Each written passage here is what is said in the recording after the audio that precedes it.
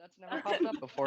Interesting. There's AI. Okay, so welcome to this meeting that is being recorded.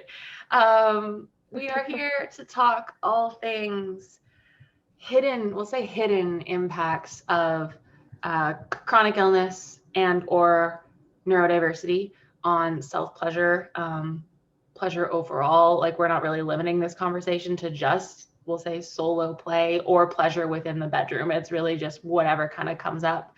Some of you have been on these with me before, and you know it really is just like a free flow conversation as much as possible. As I debriefed everyone on before we got started, we're going to kind of just go in a circle to be mindful of everyone's time, to keep things flowing, to follow some maybe amount of structure that has been imposed by the masters, guides, and beings of light when I entered my records and they gave me the questions for this chat. So with that, and Christoph is coming to play probably because Elsa's here, so he knows what's up. I'll give a little bit of a brief intro to, I have to be mindful to admit people as we go, to the Akashic Records. So the way that I prepared for the last panel and the way I prepared for this one is I went into the records of the event itself to kind of see what the spirit family, as some might say. These words always get me, Elsa. You probably have better ones, but whatever. What they had to say about the event, what the intent of this is, what the meaning behind our experiences are from like the collective perspective is kind of how I saw it. And so a bit of background on that, Akashic Records, which some people know, some people might be brand new, but it's a topic within the Facebook group Soulscape community. The way that I've heard it be described that really resonated for me is kind of if you picture yourself going into this giant library, and the way I always see it is like this big, like floor to ceiling wooden bookshelves with all those like really beautiful, like big leather bound books.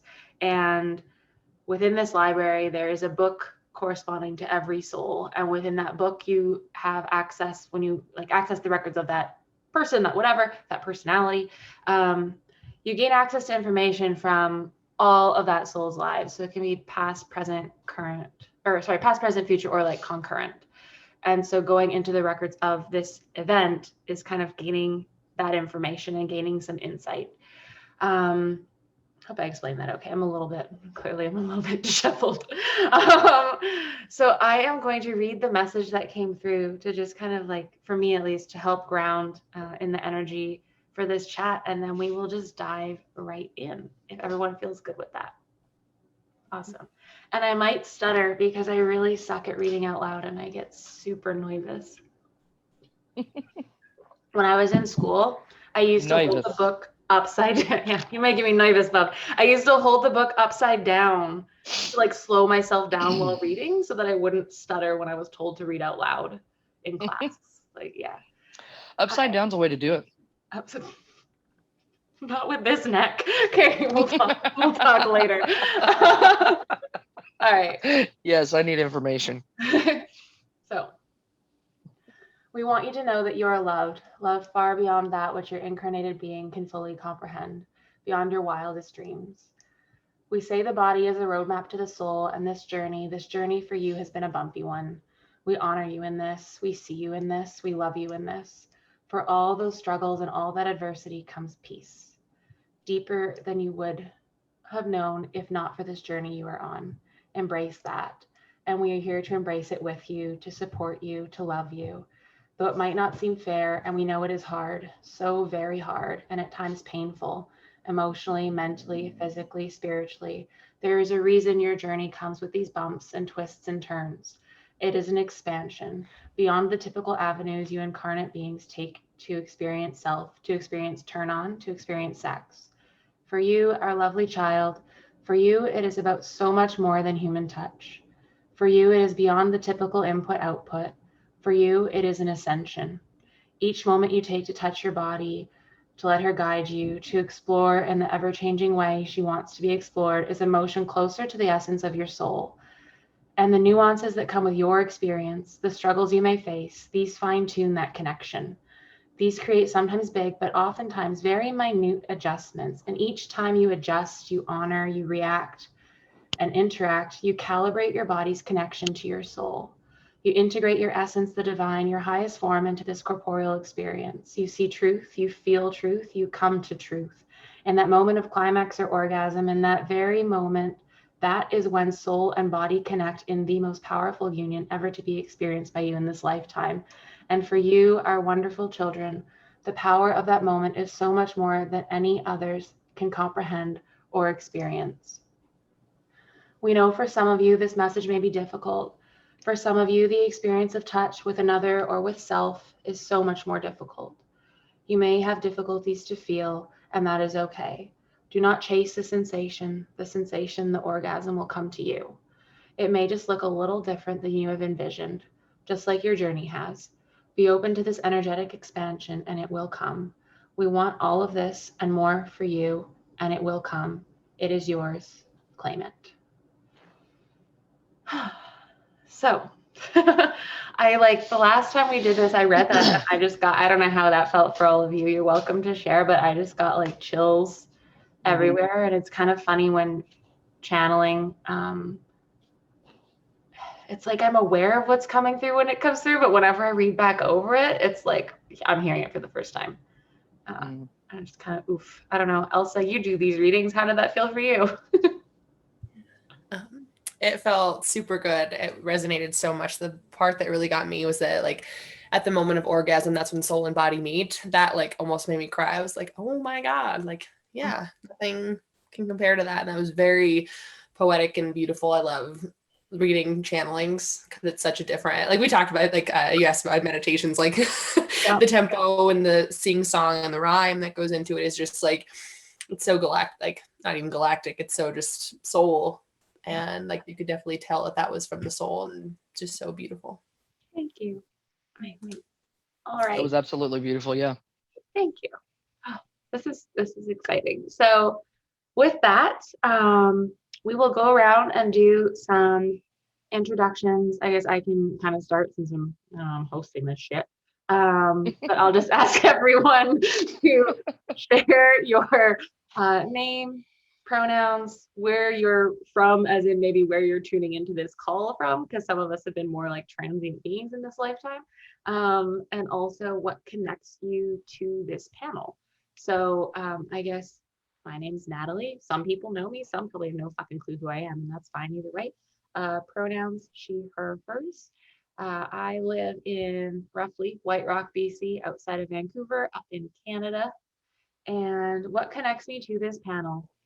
It's actually funny because when I created this vision, I didn't even think about the fact that like in some ways like being sober is like a qualification for this. And I realized like that has had a huge impact on my relationship with my body and with other people. But the things that came to mind more at the forefront was being type 1 diabetic, having relapsing remitting multiple sclerosis in terms of physical stuff. And then more recently, having kind of, I don't know if it's like discovered, but we'll use that word, my place on the lovely spectrum of beings, and also as like super ADHD and unmedicated. So there might even be more. I guess even like chronic migraines could probably count because like pain, Jesus Christ. And with the autoimmune conditions, I'm just gonna lay it all out there, comes the really super fun digestive issues that often accompany it. So that's my baggage. No, I'm kidding. That's the nuances, right? That apparently calibrate me. I like that. So with that, I will pass over to Nikolai. That's how I'm saying it. You can say it like that. You're allowed. Nikolai, Nick, Nikki, they, them. What connects me to the panel? Let's see. Migraines, of course. I have spinal neuropathy, which causes a lot of pain in my legs and my feet. Sometimes my hands. I've got arthritis. Got a lot of that crap going on. I've been playing drums for entirely too long, so my hands and my extremities don't like to work very often. Not a lot of people know me. I don't really say much in the groups, but Natalie knows me. We talk all the time, and she's kind of also how I got into this panel. Yeah, that's me, I guess. Yeah, I'm done. I'm just gonna go in the circle that's like on my screen. Molly, would you like to jump in next? Okay. Hi, I'm Molly. She, her, hers. In Chicago. So what connects me to this panel? I also have relapsing remitting multiple sclerosis. That's how I know Natalie, actually. And as well as that, I have lots of other undiagnosed stuff. I'm currently being in the process of trying to figure out if I have rheumatoid arthritis. And on top of that, I have PTSD, generalized anxiety disorder, severe depression, all of the above. With the PTSD comes, dissociation, dissociation. And yeah, pretty much that's it. Thank you. And Elsa. Hi, I'm Elsa. I'm down from Natalie, up north from most people, in Butte, Montana. And Natalie and I met each other through the Akashic Records? I don't even remember how I was living up in Alaska, but it was through Krista. Oh, I think might have been almost 30. For my YouTube channel. I think we met in like almost 30 when I posted saying I wanted people on my channel, and then we just like very quickly became friends. Yeah. Love it. I am a part of this panel. I am a diagnosed celiac disease. I had celiac disease for 12 years. That was I'm really excited to see what we get into tonight. But along with that, just a lot of other severe emotional traumas in my life that have come, like basically a lot of it stemming from having a disassociated sacral chakra due to the celiac disease, and not realizing that was a part of it in the first place. I don't want to say severe anxiety and depression, but acute to chronic anxiety and depression throughout my life, different times and variations. So yeah, that's why I'm here. Amazing. Thank you all for sharing. And I'm just going to say Nick because it's like what's written there. And otherwise I will keep saying this with like a Russian accent. It's like, Privyet, Nikolai. Oklahoma? Yes. Sorry. I was going to say that I forgot to say where I'm from. I know. I saw it. I didn't want to interrupt anybody. I was like, oh, crap. Tulsa, Oklahoma. Born and raised. Never lived anywhere else, but I do like to travel a lot. So I've been quite a few places. Eventually, when the borders open, you're going to come visit me. Freaking hell yeah, I am. There we go. For ice cream. Okay. This is like ice cream. We discussed this first hangout a lot. ice cream and cuddles, always. Yes. Yes. And Christoph is super there for the cuddles as long as you're not allergic to cats. Just so I am not. I just got a new kitten. Did you see the picture I posted? Oh, I did actually. Yeah, it was super cute. I think she's adorable. Maybe after this, if you're open to posting that picture in the group, because I think everyone probably wants to see the kitten. Oh yes, probably at absolutely. Your comfort level, and then I can post some of Christoph, who was definitely trying to infiltrate my photo session this morning. Naughty. Okay. I can imagine him doing that too. That's funny. I'm the only naughty kitten allowed in this house. Okay. So, and yes, I put these things on the internet. My mom can see them. It's fine, y'all. Like, let's just move forward. People who are watching this who don't know me, you're gonna get to know me real fast. That's kind of how this works. So let's just dive right in to the questions. And I guess in same fashion, I'll kind of just start and then we can mosey from there. Okay, so moving into the first question. So when was your first experience with self-pleasure and what stands out to you the most? And in parentheses, I just put like this could be before or after diagnosis, of course, depending on personal story. So I just don't want that caveat to feel like it's like a hang up on what story you choose to share. My first experience. Oh God. So this came up on the last panel, which was the purity culture one. Oh, good gravy. And I talked about the fact, and I'll share this part again because it gives a bit more context. My first sexual experience was with a woman, and I didn't know what to do because I'd never done it for myself. And I remember getting a reaction of like, what do you mean you don't know? And I'm like, well, like literally, I'm like, I was raised Catholic. This isn't a thing that we did. Like, I haven't done this before. Like, how am I supposed to just know? And then someone else on the other panel also pointed out, like, you never know someone else's body until you get to know their body. Like, you can know some basics, but like, it's always different. And I think it's important to give ourselves that grace. But fast forward, my first experience with self-pleasure, I'll say intentional self-pleasure, was probably when I was 2 years sober. So this is 1.5 to 2 years. This is about 6 or 7 years ago. I'm 29 years old. And I was given the task by my sponsor at the time to go out and buy a vibrator.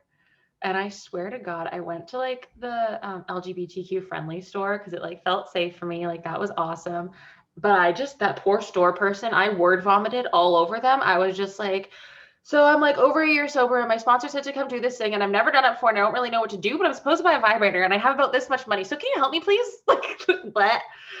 And then I bought the vibrator and I didn't know what to do with it. So I literally bought a book on how to use a vibrator and I scheduled an hour of time into my week and I turned out the lights and I turned on the doors because like, fuck yeah.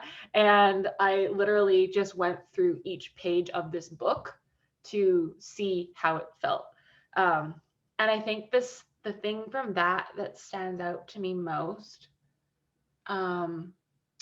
was it really was an exercise in being present for the experience because like I said, I just went by each page to see if it felt like how it felt. Not even did it feel good, did it feel like a certain thing? It was just how did it feel? It was a bit more like objective in my approach. And so there was no expectation of my body in that moment. And I think that is really powerful as I kind of sit with it now, like to engage in self-pleasure without expectation of myself. Was huge. So with that, I will pass to my dear friend Nick. I have to remember to unmute whenever I start talking.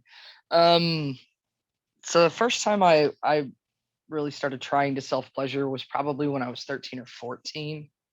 The thing that stood out to me the most is that it did nothing for me. I still have trouble with it now because I think I'm dysphoric with my body. Being non-binary, I don't feel male, I don't feel female. So it's hard for me because it's kind of like I'm dissociated away from my body in the moment. And I'm trying to learn how to not be like that, but it's hard work and I'm on this healing journey and I'm not there yet, but I hope to be soon. Does that make sense? I hope it makes sense. But yeah, I mean, I can get pleasure from a partner, no problem.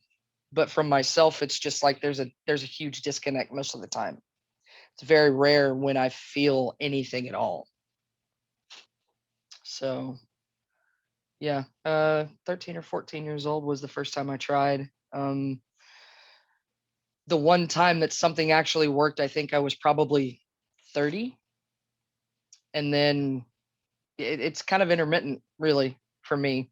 And it sucks, but it's also a healing and a learning journey that I have to go through to be able to get to where I need to get so that self-pleasure is not so hard for me.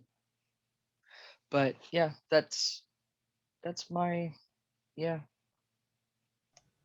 Thank you. I really appreciate you sharing that. And I really like that yet. That's like one of my favorite slogans I've ever heard is yet. Yet, yeah. It could be near future. It could be, it could be this thing that never like fully gets like realized. But that yet kind of, I feel like it gives a lot of permission to explore and be curious along the way. Exactly. Really important. That's, my girlfriend has put that word in my mind. One of my partners. She's like, if I say I can't do it, she's like, yet. And every time I say something negative, she's like, yet. She's like always pushing that word into my head. So I'm learning that it works. Like, yeah, it works for a lot of different situations too. Yet is a big thing. And people need to learn that, they've got to have grace to be able to do that and be able to do the healing and say yet, because it'll happen. You don't know when, but it'll get there. You're just not there yet. Absolutely. I love it. Molly. Okay. I started very early. I think, first of all, let me preface this. My birds are in the background, so if they're really loud, I'm sorry. So I started puberty around like 9 or 10. So I think that's also around the same time I started exploring that. I grew up in the 90s, so like online chat rooms were the thing. And that's where I kind of learned what masturbation was, period. Like I didn't even know what it was. And I started experimenting. I remember a girl actually like taught me what to do, but nothing happened. I didn't know what I was doing. It probably took another like year or two before I actually figured it out. And it was on accident. I discovered the warm water in the shower. And that was like my awakening. I was like, oh, okay, so that's a thing. And once that happened, obviously you have an orgasm, you want it to keep happening. But I always felt like a sense of, I don't want to say shame, because there was no like religious connotation. There was nothing that I felt like I should be shamed for. It just felt shameful. It just felt dirty and wrong, and like nobody can ever know. And so as I grew accustomed to like sexuality and all that, and now that I'm in my 30s, I'm realizing that that feeling that I had that it was wrong was coming from a place of like me kind of not completely understanding just how private of an event it is. So now I realized that like I never thought it was wrong. I was just like, this is for me and only for me and for nobody else. I like that too. Of course, I'm like here just talking all about it, but I think that I've had moments of that.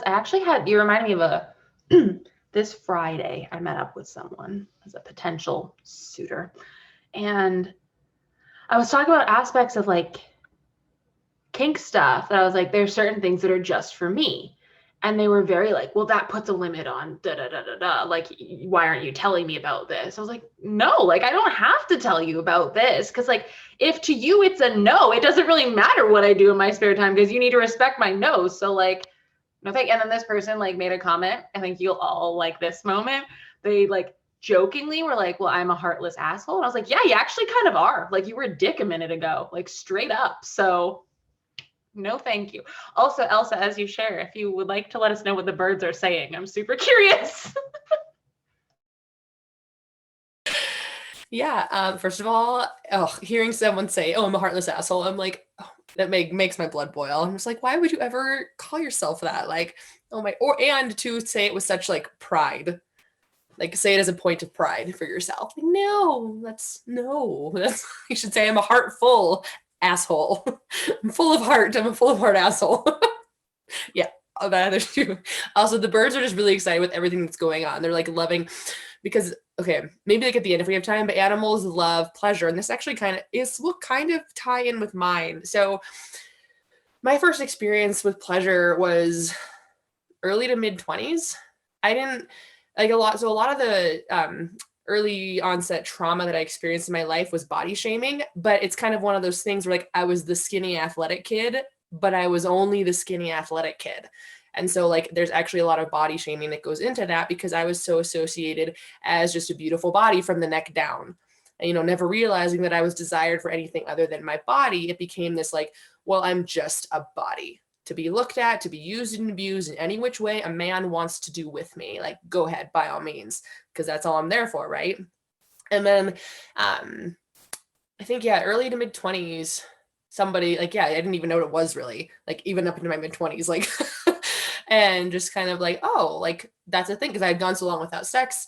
I lived in California for a year, then moved back and just like didn't have a lot of sexual partners around. Cause I apparently at that point was just something you looked at. And that was like another thing too, was like, I just always felt like I was something to look at. And just like so much trauma built up from that. And like sacral chakra due to autoimmune not being open. But I kind of finally started like diving into that, like, oh, like I can do this for myself. And then it kind of tied in with my over interdependence. And I'm like, oh, well, then I don't need anybody. I can just do everything myself. And like, just this huge kind of like, let's layer in the body shaming, let's layer in the independence and stuff, and just kind of became this kind of turmoil of like, well, I don't need anybody to pleasure me other than myself. And it wasn't very like, it's not that it wasn't healthy, but I just didn't see it with like the soulful act that it was. Like, I think that's why it meant so like what you channeled about like when the body and the soul touch. I think that's why it touched me so much, was because I tried to make it just about the body, because that's all I knew.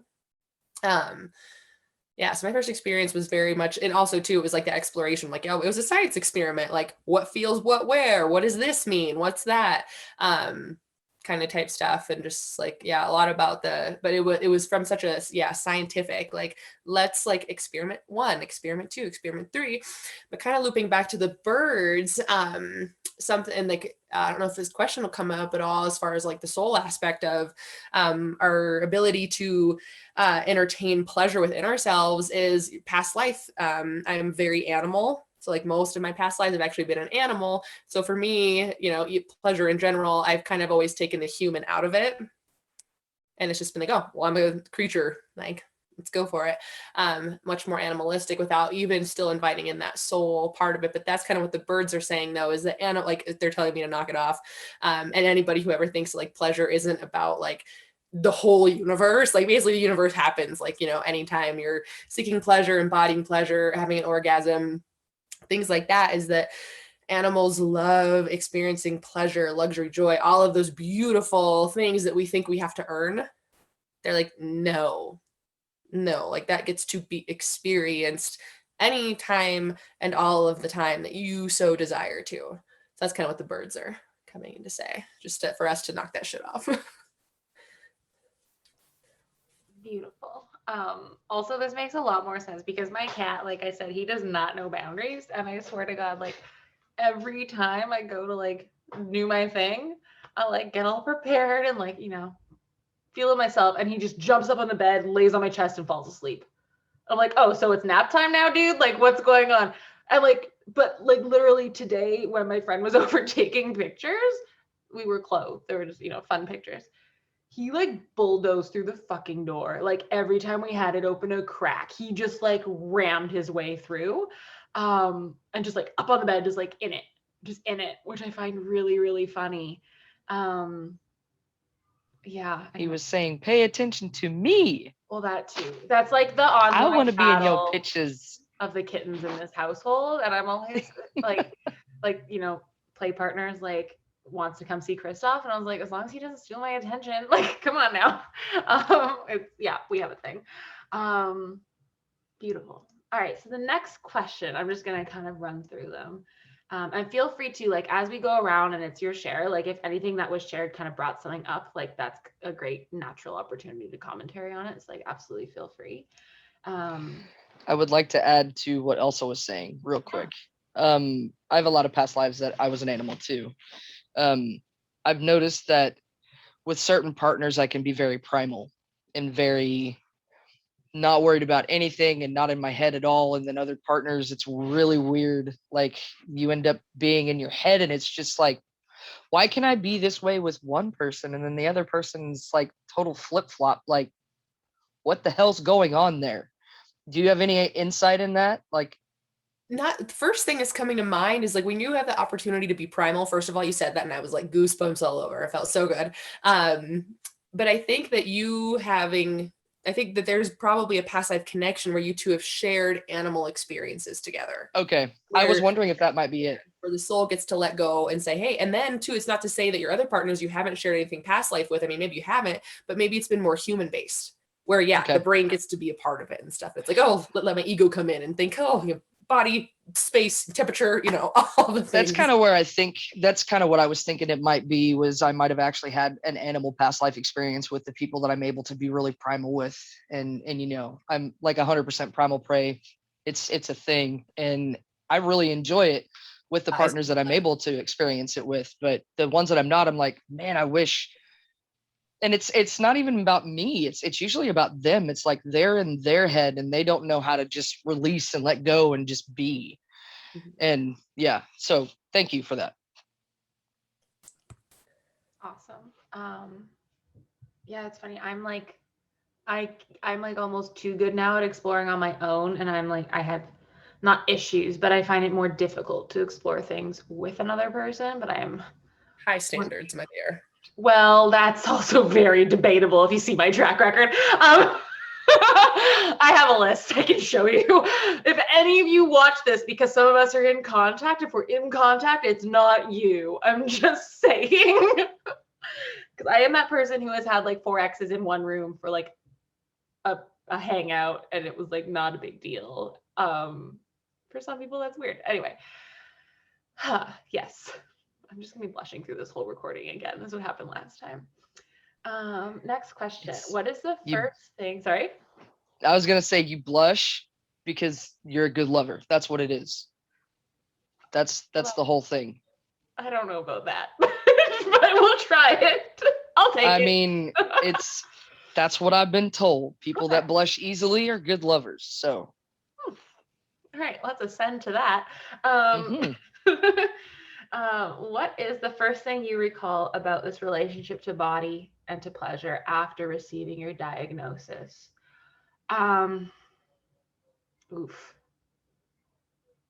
Truthfully, like witnessing my body didn't even start, like I mentioned, until after getting sober. Like that was a huge shift for me. And I will say though, that all, like I had a lot of things happen really quickly. So in 2012 is when I was diagnosed diabetic in April. I got sober March of the following year, so March 2013. And then I was diagnosed with MS in September of 2013. So I will also say, like, and maybe some of you can comment on this as well, like my experience at least is when you receive a health diagnosis like that, especially in my case, one like, for example, diabetes, where like literally your day-to-day just to stay alive changes in like a second.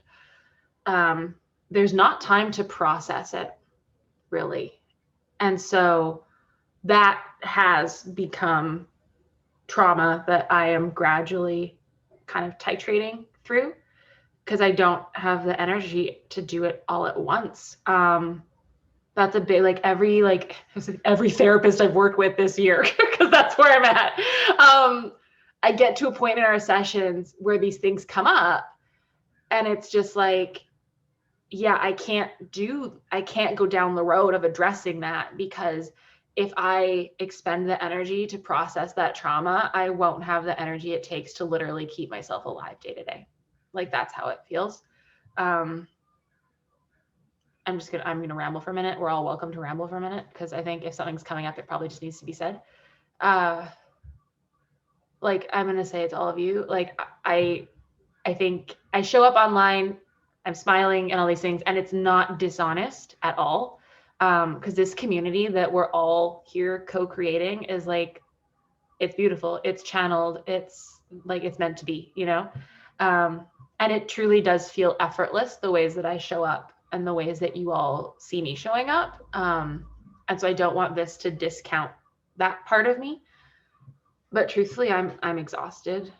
Like the second I stop and all of this catches up to me, like that's when it gets like, I don't know how I'm supposed to, that sounds really like terrible, but I don't know how I'm supposed to keep going is the first thought that comes up, because it is too much. So with that, reading messages like this one that came through from the records, for me feels really comforting, because it feels like it really breaks it down to each little piece. That's how it felt, like each little tiny nuance of my journey. And I don't have to look at it all at once. I get to look at just like the tiny little bits and how they changed those relationships. So like getting sober allowed me a clarity to be able to be present for my body in like the initial way that I knew how. With that though, like the first thing I really remember about my relationship to my body after that was like disconnect.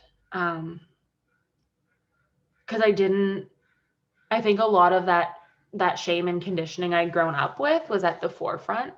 And I think also like I've had a lot in the past couple years, well, all the years really, since my diagnosis, like a lot of physical stuff has come along with it. Not in terms of abilities. I've been like really fortunate that way. And I know that's not everyone's story. But like with my injections, so I was on Copaxone for MS for 6 years, like up until this past fall. And up until also this fall, I was doing injections for my insulin. So that's probably like 10 to 12 injections a day, one of which is a larger needle. Switching medications, I ended up with permanent physical, I guess it's a deformity. It's called lipoatrophy. They changed it to the biosimilar medication the government did, and it caused issues within a month. So I have like divots on my glutes and my legs that won't go away. And I constantly had bruises like all over my abdomen. Couple with that, yeah, trauma. My abdomen and my womb space holds a lot of trauma. And like I always hated being tickled. And up until my most recent person I'm involved with, like current play partner, everyone has pushed that boundary. Everyone I have said, don't tickle me, I'm not okay with it, will tickle me just to see what happens because they think I'm exaggerating when I say that I'll cry. And then you add on top of that, like daily injections to my stomach, now having a tube out of my stomach and another thing that's always stuck to me. And then I had my surgery in the fall where I got my tubes removed. And that was like the first time where like, when we talk about, is it dysphoria? Is that the word? About, like with your body? Getting my tubes removed, honestly, was the first time that anything below like my navel felt like it belonged to me. Like that was me aligning my body with its purpose for me in this lifetime. I'm not meant to have kids, and I know that to my core.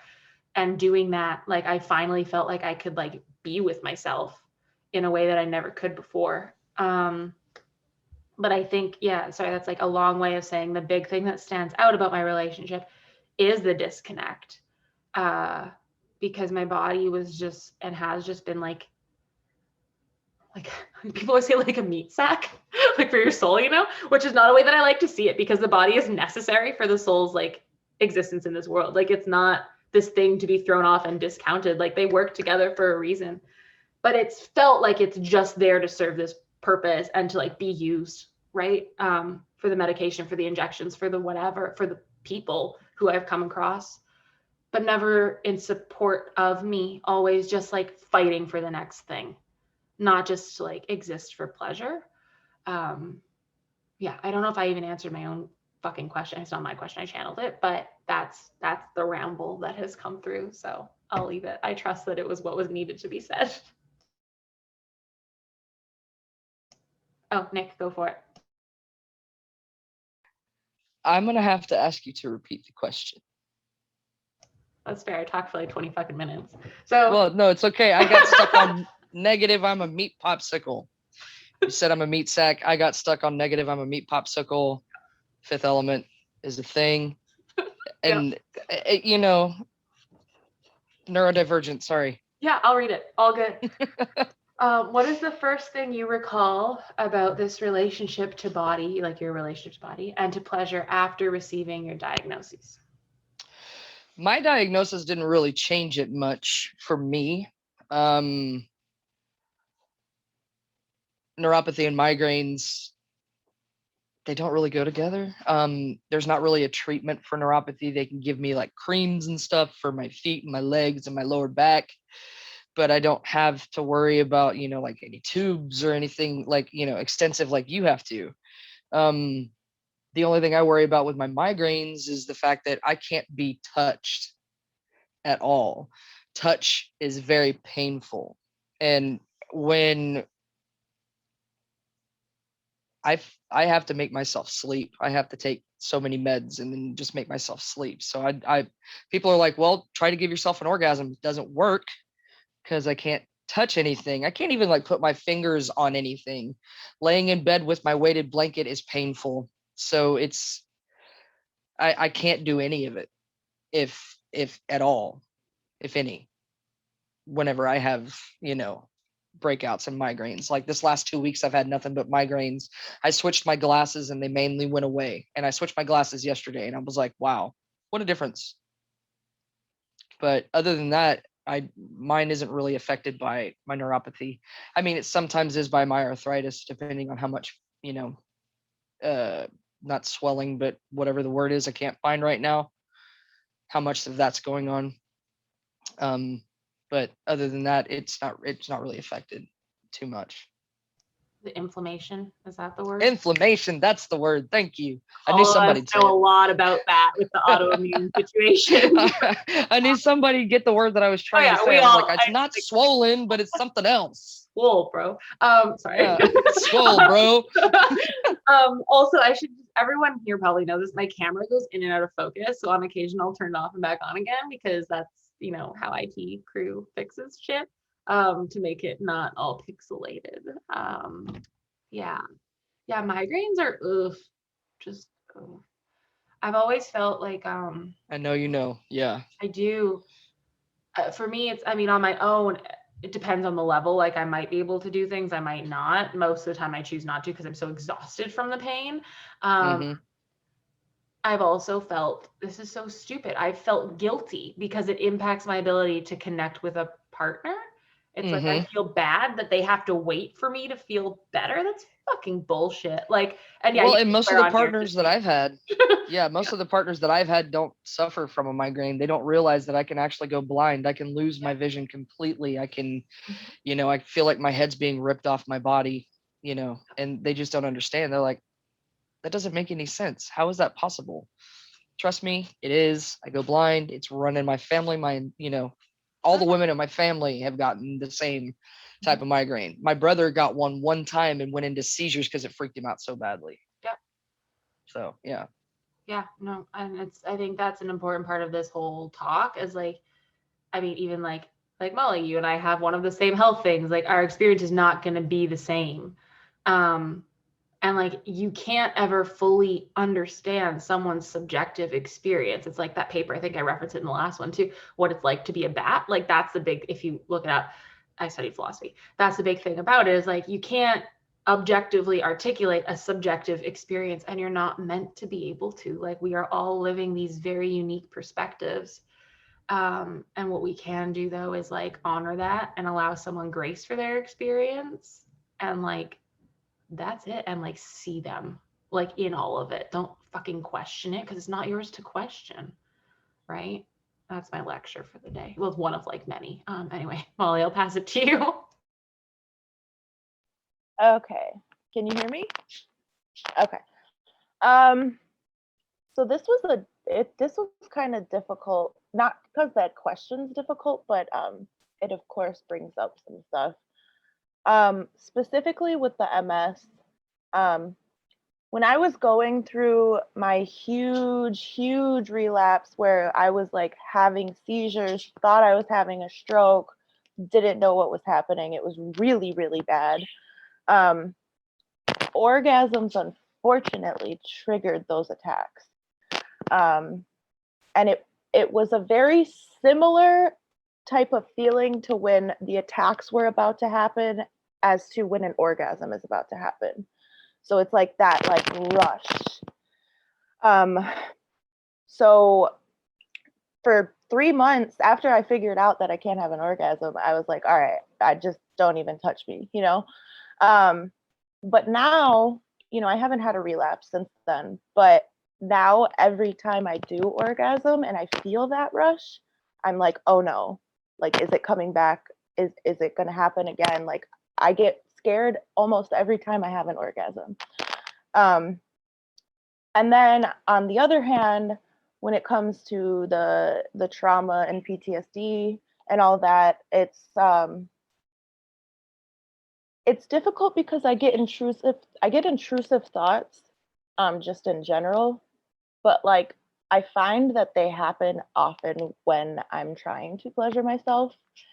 And so something that I've been trying to navigate is not letting the intrusive thoughts at that moment train my brain into like connecting it with sex and thinking that it's like starting to make me aroused or something like that. It never has, but I just worry that that's going to happen. I'm like, why is this in my brain right now? And please go away. I'm minding my own business.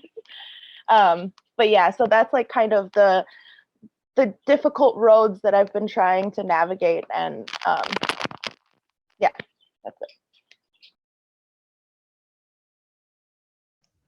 Go for it, Elsa. Yeah, so I was diagnosed with celiac at 16 and did not become sexually active till 18. But even just like having never thought about it until like the moment you asked that question, Natalie, it's like, oh shit, okay. Having always been a chronic people pleaser adds into the fact that like, so celiac disease is a pretty easy for like, put it this way. I've got celiac disease. I can't eat gluten the rest of my life. That's pretty fucking easy compared. Like, yeah, I'm sure at my first, 0 to 16, I was completely malnourished. Who knows what I'll be like when I'm 60 or 70. That being said, though, it doesn't mean I don't have something. It doesn't mean that I don't have this issue within my body that people can't see. And that's what's always kind of hard is like I have to sit there and being a people pleaser. I'm like, oh, well, no one needs to know that I'm in pain.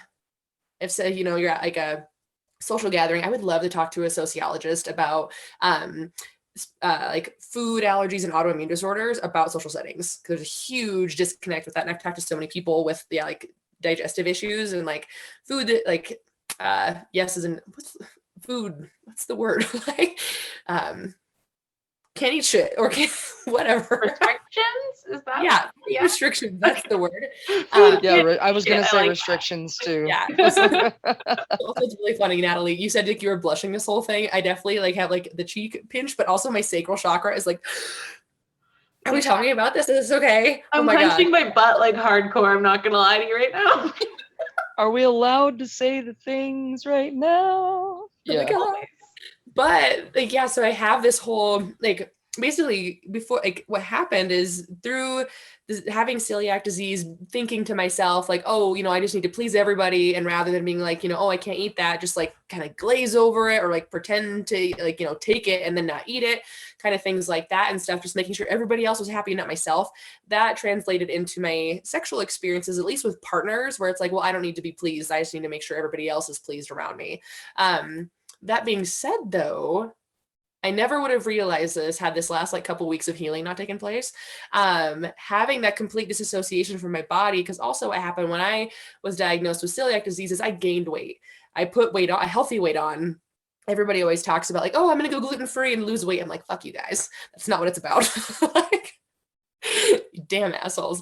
But I gained weight because I was malnourished. I had the vitamin levels of an 80-year-old woman. I had to be on the highest dose of vitamin D you could safely be on for like 3 years just to get my vitamin levels back up. And my small intestine was a PVC pipe. I was absorbing nothing. And then I gained weight. And having been told my whole life, oh, you're this beautiful body, like you can't be anything else. That's all I fixated on throughout my whole life. And even still to this day, I'm working on it, that I'm more than just that. Starting to work in with a lot more self-pleasure, even just this past month, diving into that, it's actually helping me to reconnect. So it's almost like kind of like a come full circle. Like, oh, it's been 12 years, being gluten-free and stuff. Like, let's actually come back to my body the way that I want my body to be, not the way that I have everybody else see that my body needs to be. And I'm doing that through self-pleasure. And that feels absolutely amazing. So I'm actually kind of getting a really good whole spectrum on that. Thank you. That is beautiful. And I think that point is really important about like the things people don't see. I mean, even with me having an insulin pump and whatever, like it's really fucking easy to just hide a lot of this. And I mean, maybe as we go around on the next, we can all share if we feel like pulled to do so. Like I've had to say, at times where, and it's not directly MS related. My neuro's like, that's muscular, that's not MS. The thing is, it never happened until I got MS, and I have to wonder if it's related to inflammation. But every so often, my muscles will cramp like really, really bad. And like my toes will like spasm, and you have to like bend in a certain way to get it to stop. And it's like super painful. Well, that's a fun experience when you're in bed. Just like launch across the fucking room. Dude, I've been there. Yep. I've been there. I get those cramps, those just random like, and my toes like pointing shooting. this way, like, yeah, and it's like stuck. Yeah.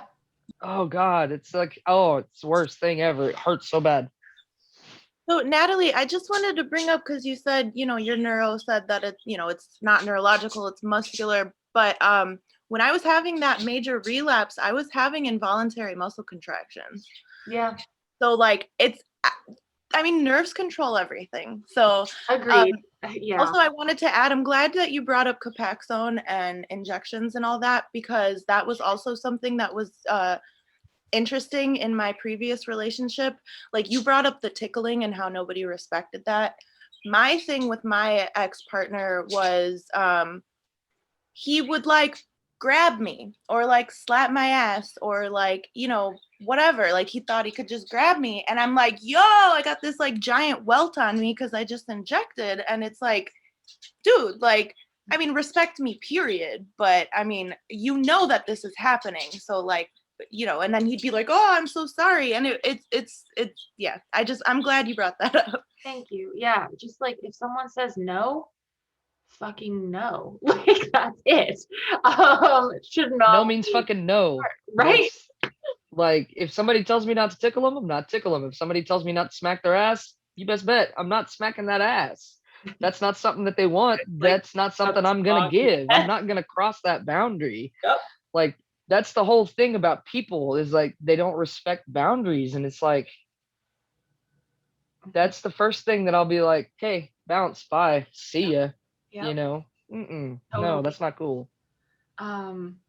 Yeah, and Copaxone's like, I don't know, Molly, about your experience, but like it literally like, and that's another thing. So I mean, this is more on the topic of like with partners, but it still impacts, you know, pleasure and whatever, is like those injections, I was doing them like before bed. So I would do this thing right before bed and it would literally feel like lava was flowing under my skin. And then someone's trying to have a conversation with me. And I'm like, I'm literally trying to just breathe right now and not freak out about this pain that I'm experiencing. Like, I need you to not. And then everything becomes overstimulating, which also I now realize relates to like possibly being like ASD, because like certain things, it's just too much. And now I'm thinking as I'm saying this, like hyperfixating, like no wonder I couldn't distract myself from the feeling, because like my mind will just latch onto it. Like there is no escaping it. And like all of these things. And like, yeah. That's the thing about ADD or ADHD and ASD. There's so many comorbidities. It could be both of them fucking with you at the same time. Yep. And the ASD part of the hyperfixating on things will make it almost impossible for it to go away, because you're so hyperfixated on it. Mm-hmm. Yep. Luckily, my riding instructor, actually, her and I were talking, and she's like, well, yeah, of course you're hyperfixating. You're not neurotypical. And I was like, oh, but like that's another thing I should say in terms of this panel, like the neurodiverse part of my experience, like that is brand new to me. Like I'm talking like last couple of months. So I am learning a new thing. It's not brand new to you. The term is new to you. Well, the realization that it's a thing in my life, I never knew at all. Yeah. Like, yeah, you didn't know what it was, but you've experienced it your entire life. I just thought I was wrong. See, I thought I was weird the whole time. That's a given. But I thought I'm only a little weird, damn it. I just thought I wasn't doing well enough in life, you know? Like I thought that was just me. Yeah, I thought that I was a failure for so long, and then I was like, oh, I'm different. Like, get diagnosed with ASD, and then you're like, oh, my whole life. That explains so much now. Like everything. I'm not. Yeah, everything. I'm not a failure. I'm just different. Yeah. Oh God, and I'm still unpacking so much, like as we go. I think, was I on the next one? Because Elsa, you just shared, right? And then I just started to segue. Okay, cool. Sorry, I'm like, look, a squirrel, shiny thing. Sorry. We're getting to the present now. So what is your current relationship to self-pleasure / masturbation? And I want to leave that open-ended because, like Nick, if for you it comes through as the pleasure you get from interacting with a partner, cool. If it's the pleasure from like stepping outside on your balcony in the morning and just like having that first sip of coffee in like the cool air, fucking get turned on. Like whatever it is, awesome. And masturbation and self-exploration can be part of it. My snaps. No. My current relationship is active. So I am like, feel like I'd be like, the library is open. So I am in the middle, I would say, in the thick of a sexual awakening. Truthfully, that's on the tail end of a spiritual awakening that has like gone around twice already, and it's just like I'm getting flipped all the way the fuck around, and it's fun. It's also really painful. Use lube. So yeah, it's like, it's a lot. I am discovering a lot of new things. In terms of self-pleasure, like strictly though, it's something I prioritize for myself.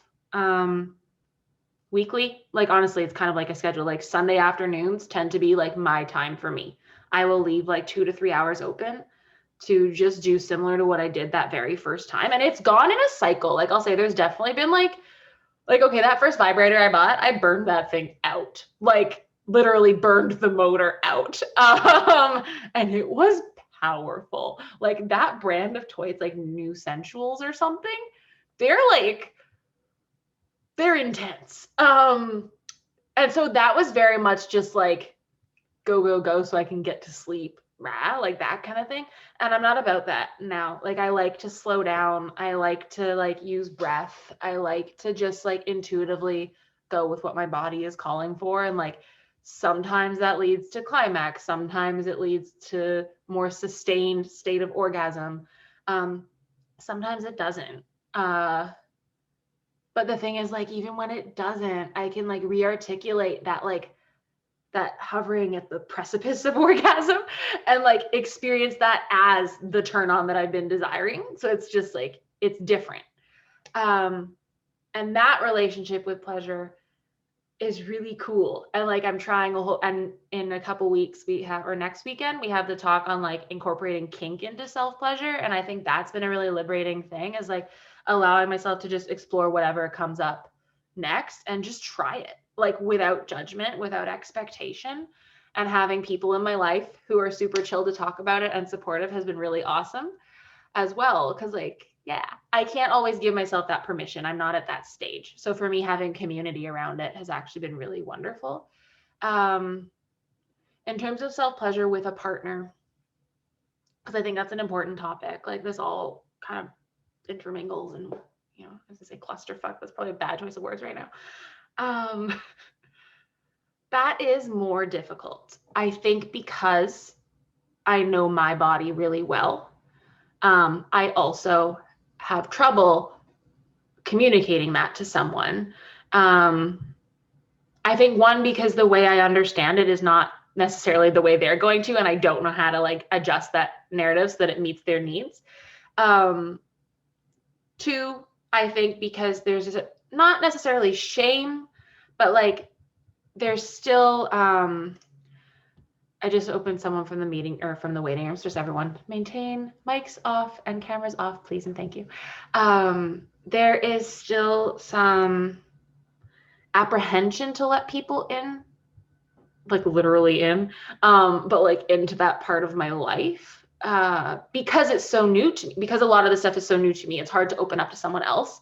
And in doing so, it's like in the last panel we did, we talked about how, especially for, I guess, and they explain this much better than me, the people on the chat with me, but for people with pussies who have been raised in purity culture, like literally when something enters you, you fucking like clamp down, because it is like, it's like anticipation is awesome, the turn on is great, but as soon as that happens, it's like everything in your body is programmed to say like, this isn't supposed to happen, I am wrong, I am gross for doing this. And I think sometimes that's how it still feels no matter what I'm doing with another person. Like as soon as I let them into it, I don't know how to do that and still have it be mine. I think that's what it is. And I'm figuring that out. I will say that the other night I had a really good interaction. And I brought this all up in like a really awkward way of being like, sometimes I take a bit longer. I feel like maybe you're being a bit discouraged and I don't want that to happen. It's just, it takes me time to get comfortable with a person. And without me even, and it's so funny because my coach, Jordana, who was on the other panel, she like said to use these words and tell the person to say this to me to help me in the moment, but without any more prompting, they actually just looked at me and they're like, you can take as long as you need. And I was like, huh, like, it was just like, yeah, like it felt really good. And to be seen in that and to like be allowed that, like literally allowed that grace to explore and have fun for me. But it's a constant thing. And I'm really grateful that the current people in my life, like people I'm playing with, people I'm just talking to, like whatever, are all like super patient and supportive and like not judgy at all. Because seeing that allows me to gradually move into that place as well.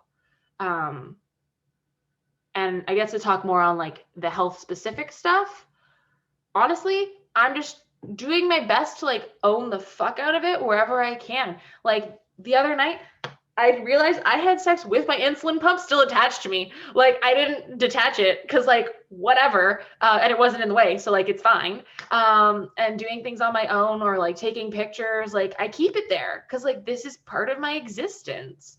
And I think the more I can allow myself to be seen that way, the more I can see and accept myself that way. And that is really fucking powerful. So that's what I've kind of been focusing on.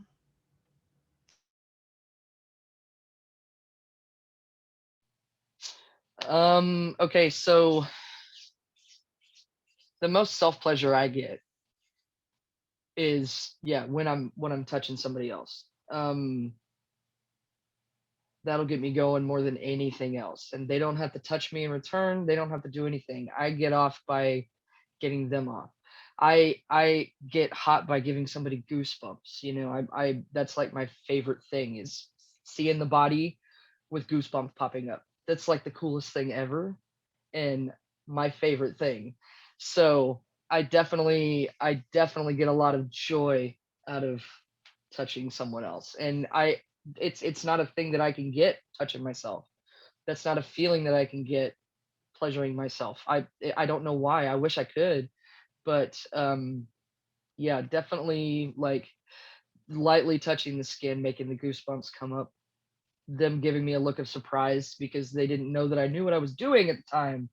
You know, like that's the best feeling too, is somebody really surprised that I can do things that I do. I don't know why it's so surprising, but yeah, that's also another thing that gets me going. That look of surprise. And I don't remember what the question was. I just lost it. Sorry. Don't need to apologize. I suck at the remembering the thing. Like I lost my whole train of thought. Yeah. No, I think probably all of us can understand the brain fog on the like autoimmune side of things and fatigue side of things. But also, I'm pretty sure that's like a neurodiversity trait where you're literally just be talking and then it's like you fucking fall off the cliff. Like those lemmings gone. Just like gone. it just disappears. Yeah. Oh my god. Totally. I get it. I'll like be mid-word and it just goes away. Yeah, same. What is your current relationship to self-pleasure / masturbation? That was the question. Current relationship. Oh, I like to make sure I get enough. Plenty all the time. Like my current partner, so since I don't really self-pleasure that often, she makes sure that I get enough touch and she makes sure that I get enough sexy time and she makes sure that I'm taken care of. And she's not doing it to make sure that I'm taken care of. She's doing it because she likes to. And that's something that helps me, you know. Lost it again. I'm going to go to the next person. I'll come back later. I don't know where my head is right now. Weird. Okay, so current relationship to self-pleasure. I mean, I love it. I love it. Well, Natalie, you brought up something about being with a partner, and like not really like you know how to do everything yourself so well that it's like difficult with a partner. And I found the way around that is to still do it when you're with a partner. So I literally still masturbate while I'm having sex. And that's just how it has to be. I don't get internal orgasms. I only get, clitoral orgasms. So that's just how it has to be. But in terms of my relationship to self-pleasure, I feel like it's like when you feel the I feel it's like when you feel the most alone, but in a good way. Like you are with yourself, and it's kind of like I feel like at peace with myself. And this is kind of funny. I wrote this down. It's when I love myself the most, literally.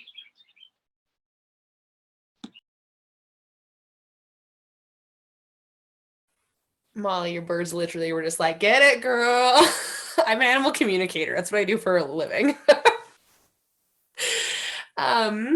My current relationship is it's all I've got. I have not had a sexual partner for over a year. And living out with my parents right now is not really a whole lot of play. And, with Montana too is not a great dating pool.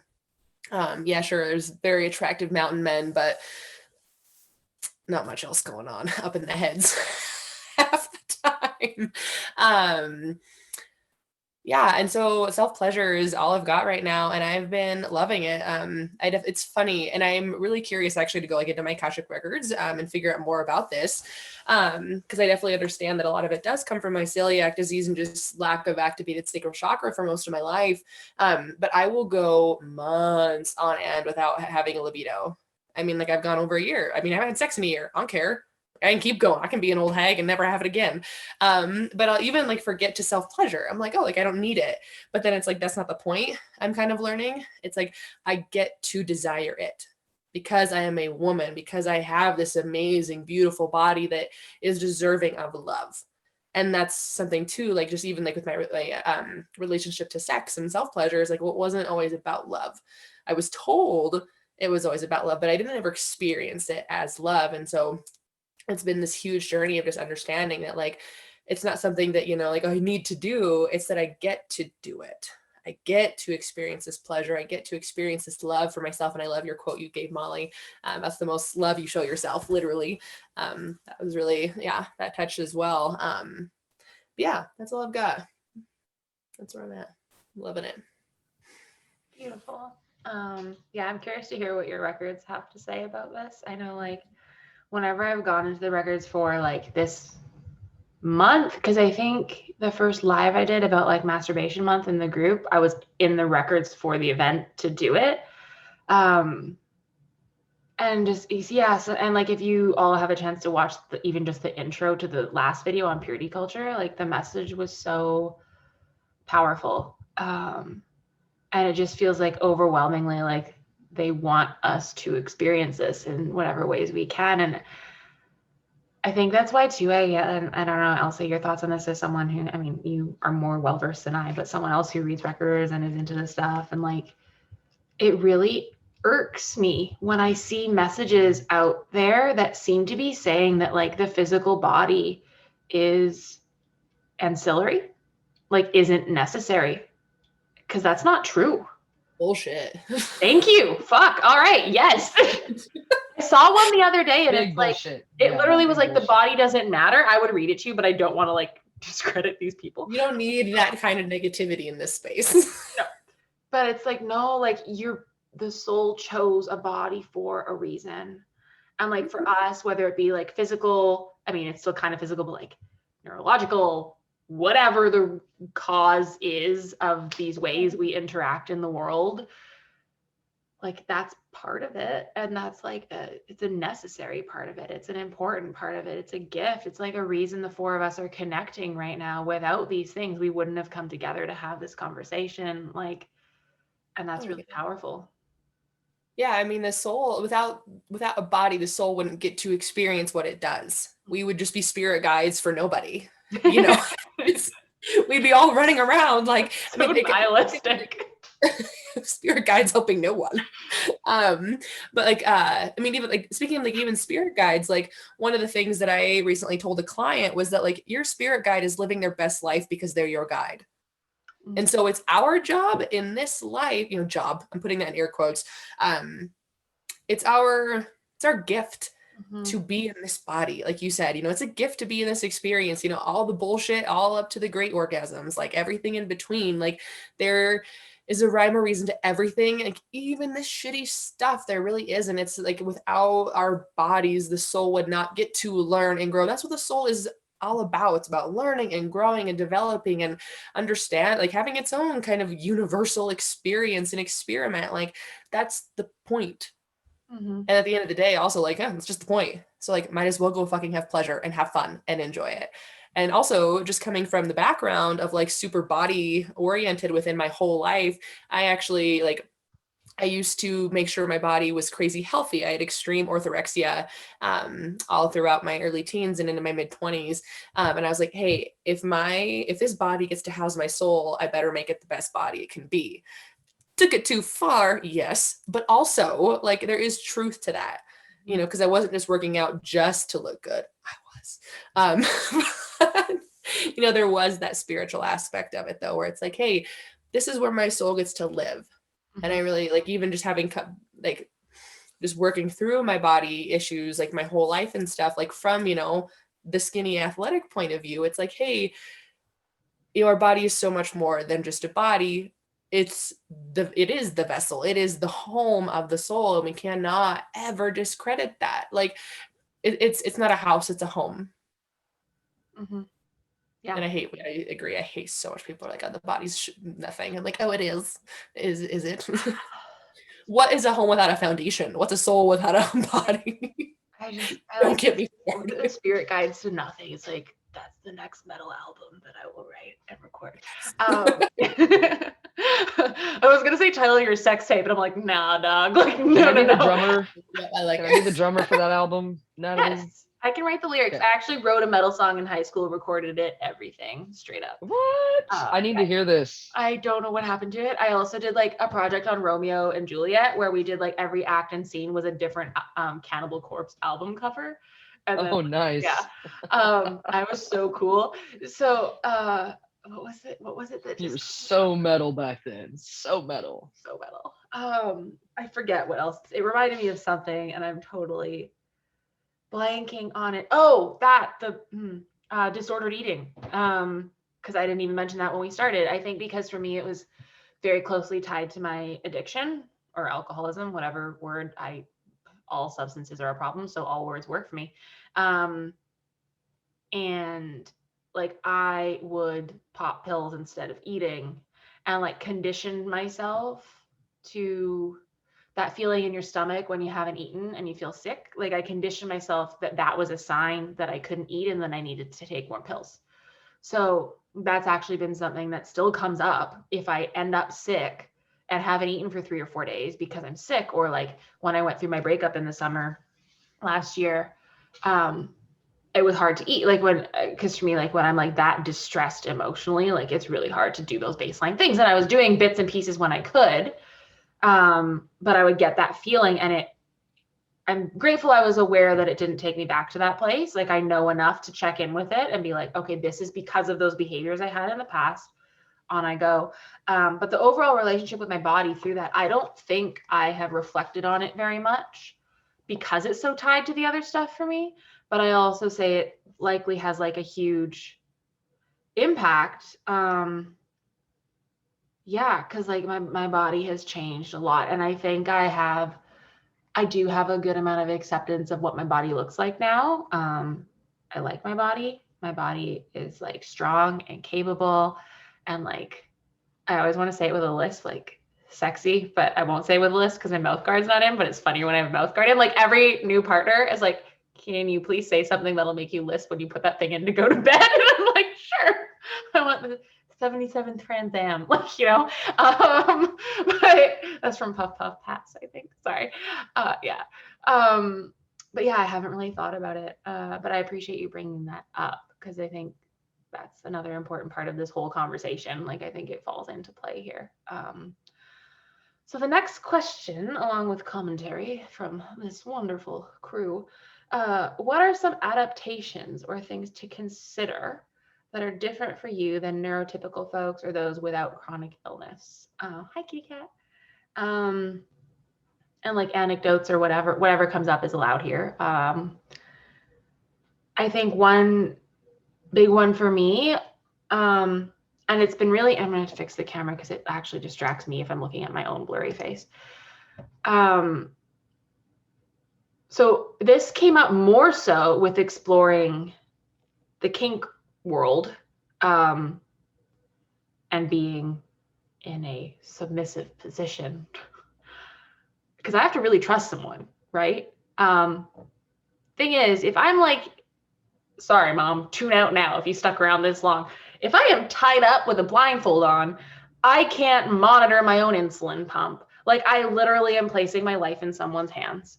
And I've been fortunate so far. I'm very new on this journey, but to have people who are really open to like having the conversation of like, how do I interpret this? Like, what do I need to be aware of? Whatever. And like, for me, it will mean like throughout an activity, like having a check-in of like, hey, can you tell me what that number says? I've had it happen where someone literally like fed me a juice box while I'm tied up on the bed. Like, I could have got out if I wanted to, but it was also kind of a really interesting act of trust, and to know that someone, like, truthfully, to know that someone wanted to care for me in that way was pretty Aftercare, amazing. but during. Yep. It's probably Aftercare. best that your sub stays During. alive to get to aftercare. Yeah, I mean, yeah, that's kind of important. Yep. Yeah. Conscious, debatable. Have that conversation around consent.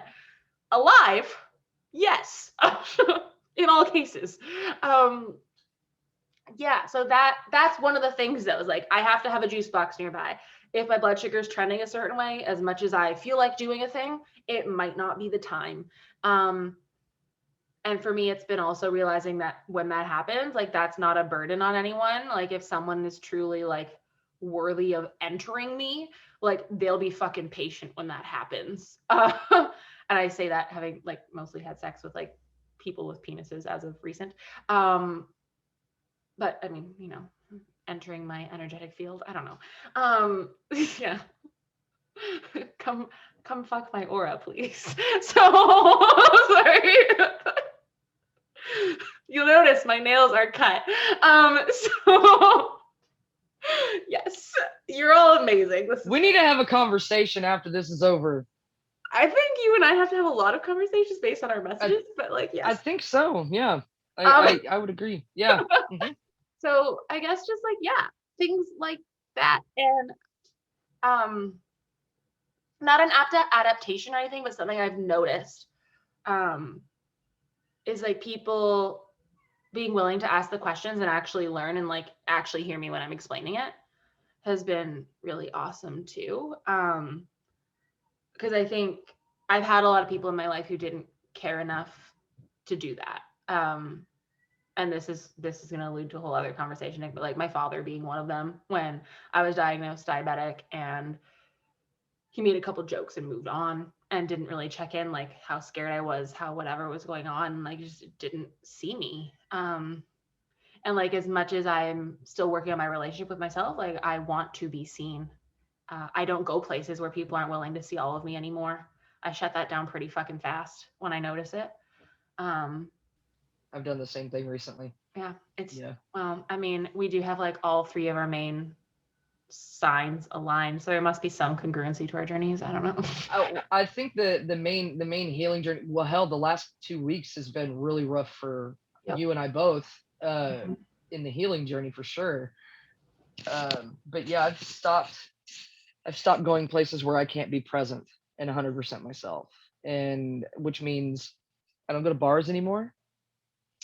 I don't go over to people's houses that, you know, have alcohol problems, drug problems, because I can't be me when I'm around those people, because I was addicted. I had an addiction. I'm former, but still I get around those people and I see myself turning back into that person that I was then. And that's not who I am now. And I have to make sure that I'm able to separate between those two versions of myself. That's who I used to be. That's who I was before I went through my healing journey. That's who I was before I was able to take control of my own life. And yeah, I completely understand where you're coming from when you say that you can't be there if you can't be 100% you. Because I need to be able to be my addict self even though I'm not actually an addict anymore. Yeah, once an addict, always an addict. Yeah, right. Okay. But yeah, I completely understand where you're coming from on that. Thank you. Yeah, and also feel free to just keep going. I've said enough. Oh, okay. So what was the question?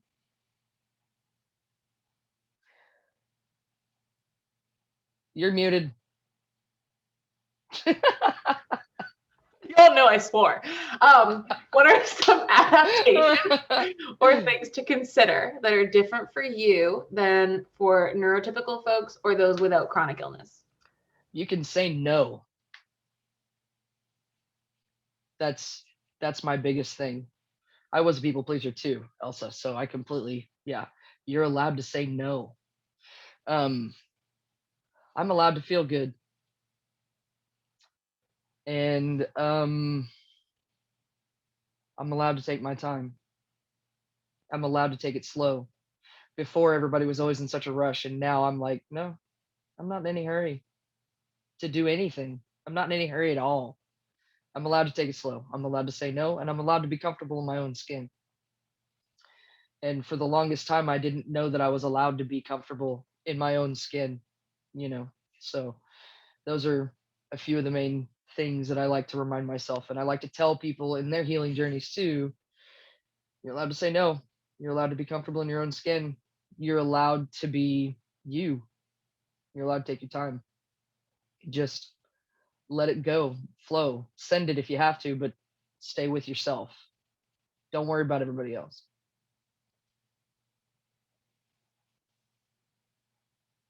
Big exhale on that one. Yep. I think I needed that. And also, like, I'll say, I think that you haven't said those exact words to me in our exchange, but I think that, like, just the way you support. Roundabout, yeah. Yeah. Roundabout. I'm always supportive of somebody. Yeah. I appreciate it a lot. Absolutely. Because I think, especially as someone like newly exploring so many things, it's that grace. It's like, yeah, it's okay to play. It's okay to just be. You got to give everybody grace to just be. Like, you cannot have expectations of anyone. You shouldn't even have expectations of yourself. If you have goals, that's one thing. Mhm. But expectations are always going to be something that you're going to end up breaking without even realizing that you're breaking it. You Mhm. know, you can't go into something and have, all these expectations. Mhm. If you have a clear, path or a contract with somebody, that's something. But you got to give everybody the grace to be themselves. Mhm. Yeah, including yourself. I think that we always forget Mhm. that one. And yeah, I always forget that one, and I'm harder on myself Yep. than anybody else can be on me. Trust me. You might be bitching at me one day, but trust me, in my brain, I've already bitched myself out 30 times Mhm. what you bitched me out at, I'm Totally. harder on myself than you are, trust me. But I got to give myself the grace to be me too. And that can be hard. I mean, especially with somebody with so many mental things going on all the time, it's kind of hard to be 100% myself sometimes, but I'm always authentic. Mhm. And that's something that I always want everyone around me to be. Just be your authentic self. Just shoot for the stars and you'll always hit it. You know what I mean? Yep. Love it. I'm gonna fill my water, but I can still hear everyone. So Molly, if you want to like jump in, I'm still here. I just really need to hydrate. Go hydrate, girl. So like romantic or any kind of relationship at all, but especially a romantic one, with PTSD especially, it's like really difficult. Especially undiagnosed PTSD.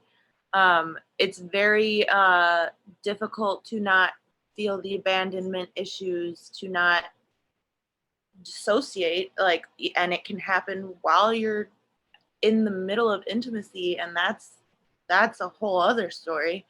But then also, like how you react to situations, it's really difficult. But the thing that I learned, and this is specific to like PTSD or any like mental illness, or any kind of trauma, I've kind of learned how to like spot when someone's not willing to like stick by you while you need to do your work. Because the thing is that with that, you're the one that has to do the work.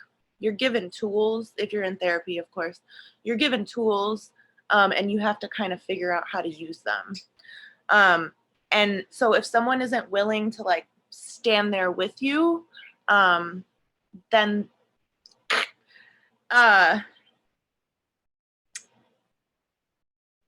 hold on, sorry, I'm just reading what I wrote because I'm losing my train of thought.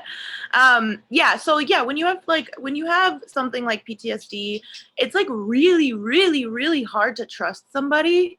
And somebody who isn't like patient or not even willing to understand like your triggers or dissociation or anything like that, it makes it even, I mean, how can you trust them really? And that goes in all aspects, like, mentally, emotionally, physically, sexually, all of the above. You can't really, it's hard to trust somebody that's not showing you that they want to be there for you. And then also being diagnosed with something that is a disability, a physical disability. I mean, PTSD is a disability as well, but then MS is now physical. And so kind of in the same sense, I've learned that I'm not dealing with people who aren't going to be my partner, because you can't just say we're together and we love each other, so that makes us partners. Like, that's not how it works. And something that I had to realize in my last relationship was, unfortunately, I really do believe subconsciously, I don't think it was intentional, but subconsciously at least, he definitely left because I got diagnosed with MS. Like, there's no way that he was gonna be able to be the partner that I needed him to be, and things totally changed, and that meant that I wasn't the person that he started dating. So that's like my biggest takeaway, I think, from that, is just like not settling for someone who's not willing to be there 100%. And I actually have a friend in here right now who's going to know exactly what I'm talking about. I have a friend who told me that when she found the right person for her, her illnesses became their illnesses. And that's not to say that they're like, everything is about that and that you don't have privacy or you don't have like separation from that at all. But it's just, I thought that was something really, really interesting to say, because that's how it should be. A partner should be there with you through everything. And that includes like everything to do with your illnesses. And Natalie, that's why I like how you brought up the stuff about the pump and everything. Like, you really are trusting somebody, like, and with you, it's like literally with your life. So it's something like that. Like, they need to actually be there for you, but not just like, I love you, I'm here for you. Like, I want a partner to like literally do research and understand this, because I don't have the energy to explain it to somebody every day, and I'm not gonna do that anymore. I'm 31 years old and I'm tired of it, and I'm done, and it's never happening again. And that's all I have to say on that. Some people are also just stepping stones too. I mean, yeah, some people are stepping stones, some people are mirrors, some people are twin, and that doesn't necessarily mean that they're going to be in your life forever. It just means that they're there to teach you something, or you're there to teach them something, or you're there to teach each other something at the same time. So remember that too. Just because they're not understanding everything that you're going through, there might still be something there that you can learn, or that they need to learn from you about maybe your mental illnesses or something else too. Yeah, I think my biggest thing recently has been learning I don't have to deal with their bullshit.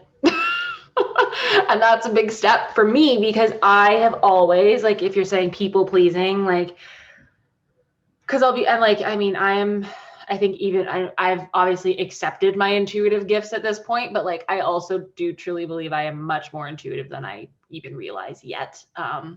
Possibly actually psychic. Like, it's kind of scary. So what did you say? You are. Yeah. Okay. Yeah, I was about to come on and be like, yeah, you are. Elsa knows Yeah, what's up. Same. So funny. So what was it on Friday with that person I hung out with? Like, I kind of got home and was kind of sitting with it, and I was like, that way they were acting was totally their social anxiety and like a coping mechanism for an initial hangout. And old me, like, I could feel it. Old me would have been like, okay, well, you know, certain aspects of this could really fit into what I'm looking for. So I could give them another chance. And I was like, it's not my job. It's not I was my so job. proud of you. I was Thank so you. proud of you when you said, hey, No, he said that, and I was like, nope, not gonna do that right now. no. I was like, proud of you. Thank Oh my gosh. I was, yes, very. I appreciate it. Blushing because when people say they're proud of me, I become like, oh, fucking nuts. So It's yeah. Well, I know that you've said that you've not really been told that much, so I try to make sure that I tell you that every time you do something awesome. That way you know that you got a reason to have people be proud of you. make me cry on camera. Yeah, and I appreciate that a Don't lot. cry. It's okay. Don't Crying's cry. okay. Okay. Consenting. As long as it's to a these good cry. Yeah. As long as it's a good cry. That's okay. The whole last couple weeks it's been a lot of crying, but it's been like every time I was crying, I was like, oh, this needed to shift. Like it's, you know, but yeah, like in that moment, my lesson was like, yes, there's probably more to this person than I'm seeing in this initial hangout. There are good qualities. I don't think this is their truth. Also, I don't need to take another one along for a ride. like literally. I can like That's some baggage you don't have to check onto the plane this time. Nope. Like a page turner. Yeah. Right? It felt good to just say, you know what? Like, yes, and I can step away. And the person followed up the next day being like, so what were your thoughts? I was like, honestly, I just don't think energetically we're a match. And they said something back. I had to look it up because I don't understand like sayings and things. And they were like, right arm, brother. I didn't know what that meant. And I think it meant like we agree. Did they say right on? No, arm. Yeah. I also thought calling me brother was like very, very like distancy, like they're trying, you know, whatever. But right I just arm was brother. like, yeah, no, I thought about it, not for me. I ain't never heard of such either. Right? That's weird. I'm from Oklahoma. I've heard a lot. Things. Yeah, kids do. Mm-hmm. I was gonna say, well, in this case, daddies, but yeah. Anyway, Elsa, go for it. Wannabe. Yeah. Adaptations and all that good stuff. I am no McDonald's. I am a 5-star luxury resort at the top of the fucking Swiss Alps, man. If I get to choose, if I have to so delicately and carefully choose what goes into my body, I better as hell do that the same for sexual partners, which in the past I have not done. I have had 2 relationships in my life and many a double-digit sexual partners. That's silly. Also, let's see. Okay, this is coming forward, so I'm going to share it. I don't tell everybody this, but my very first partner I lost. He was killed in a ski accident at 22 years old. He was a soulmate. And not only learning to trust somebody else, but learning to trust the universe that they won't take him away.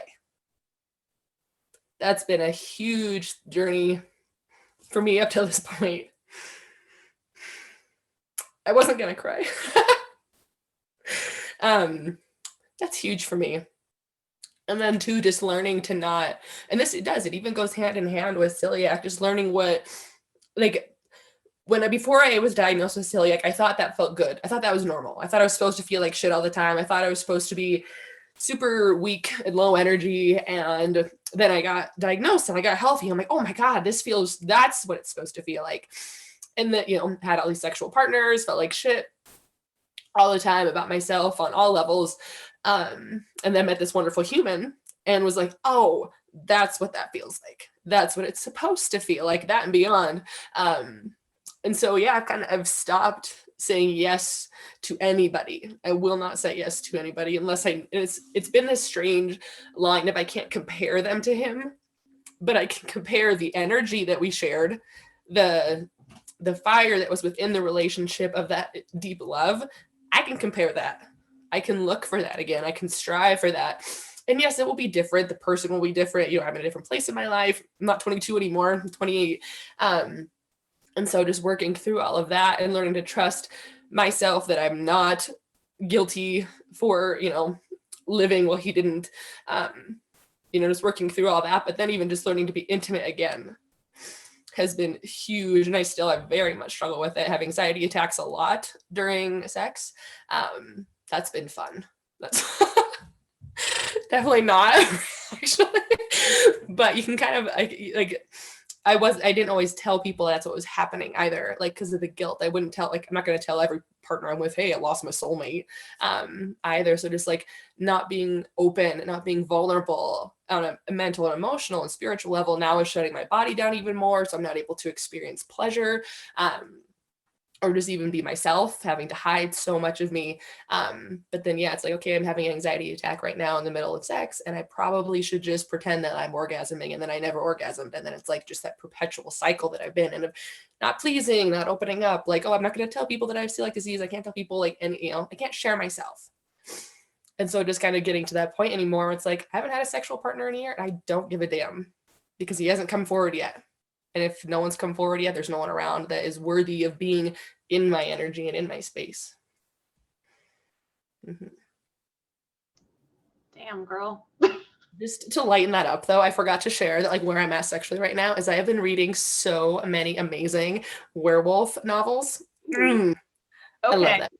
And if you need some, like, really intense, sexy, ridiculously written, like, literature, I do. I don't even know if I call it literature. Read that shit. It is so fucking good because, like, we're my way. Super good. Big fan. I'll take it. Yes. Also, grief. Fuck. Can relate. Not with a partner, but I know people here know. Like my sponsor, 5 years ago now, I always say sponsor, mentor, whatever, chose to leave the physical world, and she's here. Like hardcore, Jesus Christ. I was about to say she kind of just popped up on my end too. That was weird. Yeah, she's always here. But for me, what came through from that a lot, and this is more around like the recovery stuff, but still, was all these people talking about, oh, it's been so awesome to walk this journey with my sponsor for the last decade, for the last 2 decades, blah, blah, blah. And I'm just like, fuck you. Like, I don't get to have that. And I was really mad at them. And it's funny because even now that I know she's here, and like I'm pretty sure she's like the one I talk to the most in my records, but like won't give me a pointed answer because it's not necessary. Like, you know, even though I have that, I still get resentful of those people. And it still brings that up. Because I think for me, it feels like that whole not being seen thing. It feels like, I mean, everything, I don't want to say everything, anyone, I don't know the best way to say this. I'm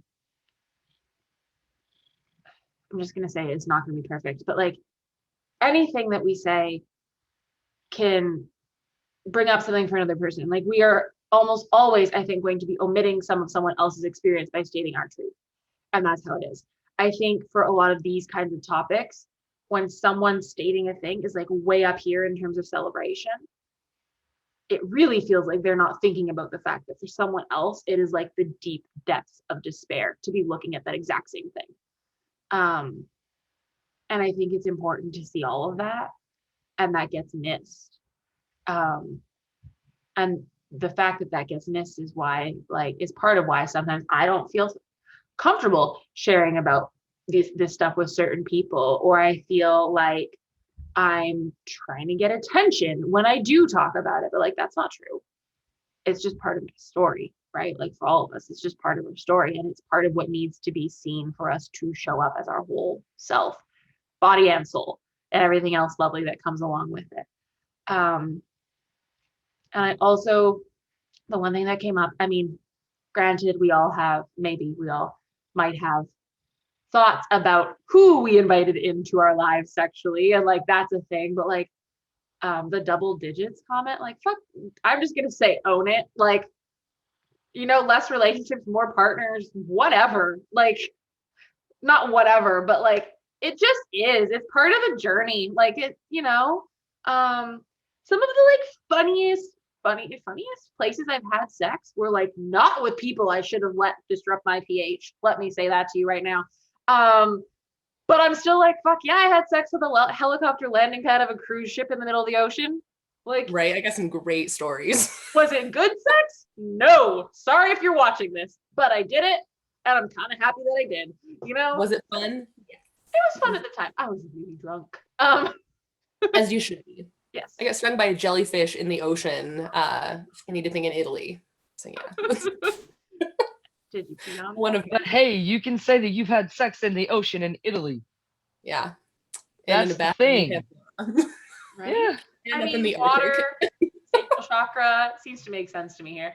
But yeah, just like, oh, sorry, now my cat bites the insulin tough here. tubing. God, Christoph.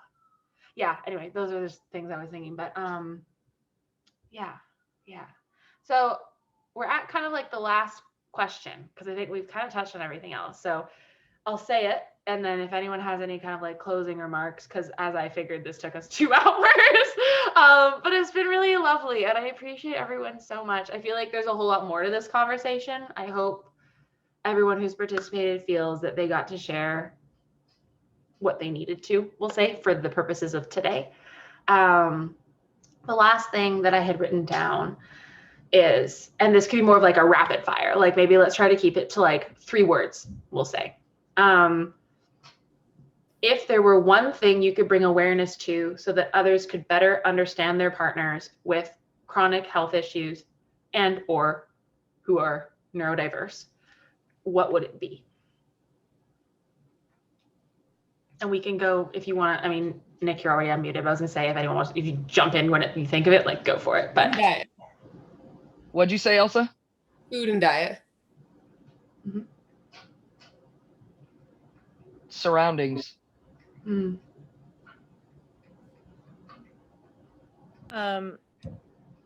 Listen.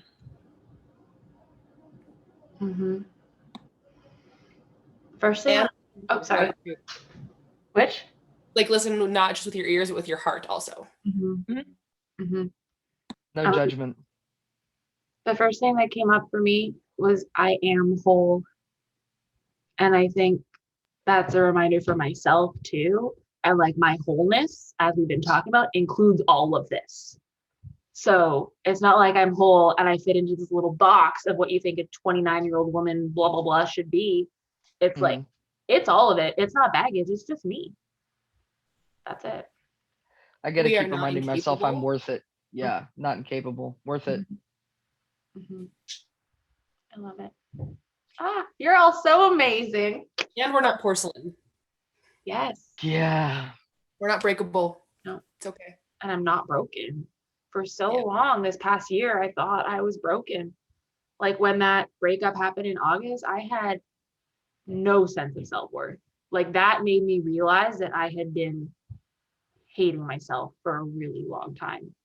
And I thought I was disgusting. I didn't think I was worthy of anything. And it brought up all of that. And I still have a long way to go, but I also sit here now as like, holy shit, I've come a long way in less than a year. Like, and I think people see it. Like people really see it. And once again, it's like being seen so I can see myself. Like that's a big theme for me right now, and something I've been exploring a lot.